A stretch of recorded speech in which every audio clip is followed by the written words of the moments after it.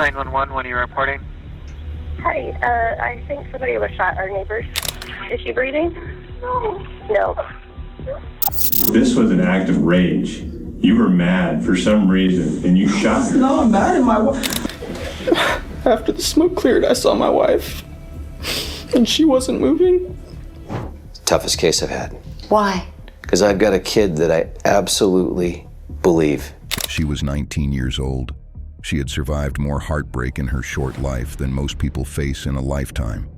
She had found love, built a home, adopted dogs, decorated an apartment with candles and photo frames, and she was happy. Or at least, that's what everyone around her believed. How old was Danielle Nemetz when she died? On the night of October 16, 2014, Danielle Nemetz was sitting at her computer desk in her apartment in Lakewood, Washington. She had just ended a video call with her best friend, laughing and smiling. She was thrilled because her husband had finally come home. 12 minutes later, she was dead. To understand this case, you have to understand Danielle Rippian, who she was, where she came from, and why she loved so fiercely. She was creative. She posted makeup tutorials on YouTube. She dreamed of one day owning her own nail salon. She was, by all accounts, kind, warm, and full of life. What Danielle wanted most in this world was a family to call her own. In 2011, she thought she had finally found it. How did Danielle and Skyler first meet? It started on Facebook, the way so many young love stories do. Danielle was a high school senior when she began chatting online with a young man named Skylar Nemetz. Skylar had recently enlisted in the U.S. Army and was weeks away from heading to Georgia for basic training. They had never met in person. They had spoken for barely a month, but Danielle was certain. She told friends without any hesitation, "This is the man I'm going to marry." That she was gonna marry Skylar, and wherever he went, she went. Skylar's mother remembers being caught off guard when, just 1 month into their relationship, her son asked if Danielle could move in with their family. She sensed the girl needed stability, so she said yes. When Skylar returned from basic training, he took Danielle to the top of Neland Mountain. Under a sky full of stars, he got down on one knee and proposed. She said yes immediately.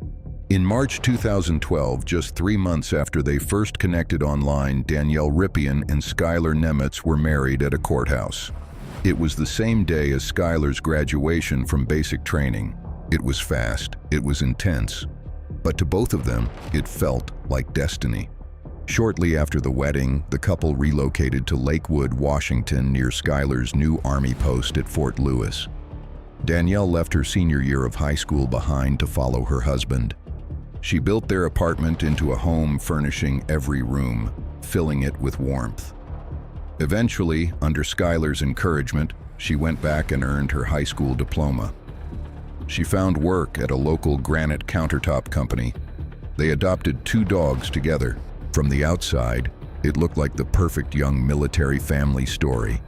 2 kids in love, building something real, but beneath the surface, there were cracks.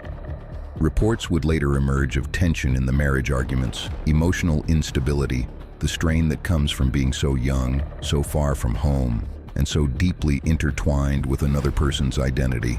Friends noticed signs that not everything was as idyllic as it appeared.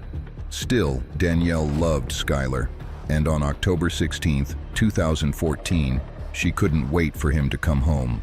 Skylar had been away on a training exercise. Before returning, he texted Danielle asking her to pick up alcohol for him, a bottle of Sailor Jerry's rum and a bottle of Fireball whiskey. Skylar was 20 years old at the time. He was underage. Danielle bought the bottles. They were later recovered as evidence. The prosecutor in the case would call them the most significant aspect of the entire trial. That morning, Danielle video called her best friend, Michaela Yingling, bubbling with excitement.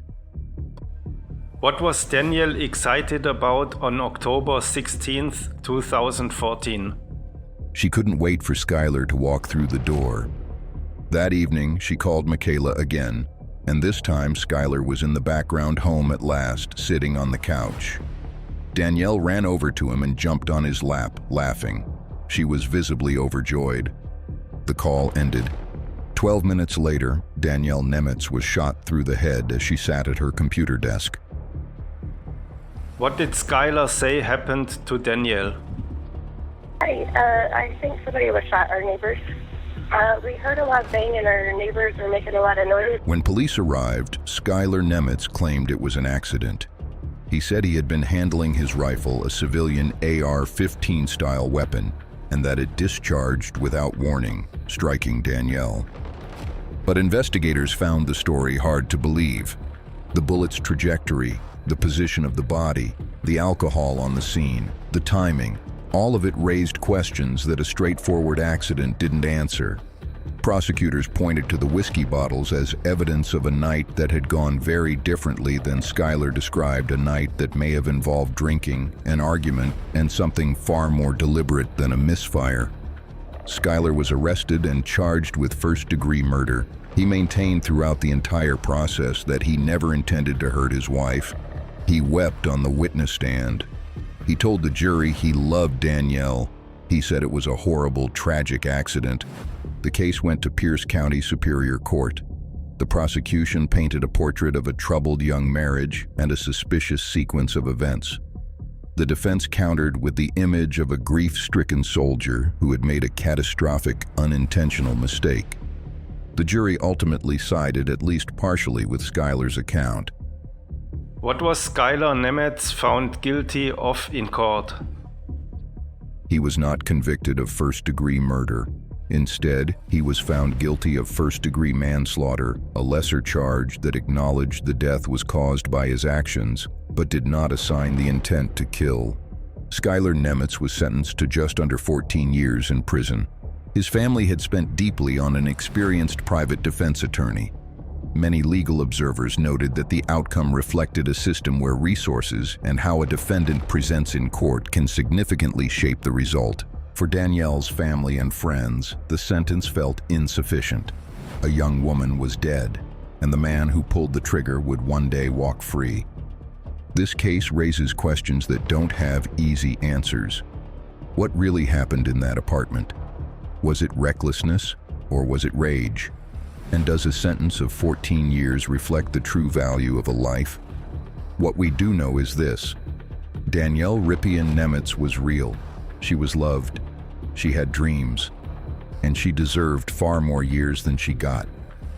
The case of Skylar and Danielle Nemitz is one that continues to spark debate about gun safety in the home, about the justice system's treatment of military defendants, and about how we as a society weigh intent against consequence when a life is lost. Danielle never got to open her nail salon. She never got to grow old. But those who knew her remember her laugh, her warmth, and the way she lit up when the person she loved walked through the door. She deserved better, and her story deserves to be told.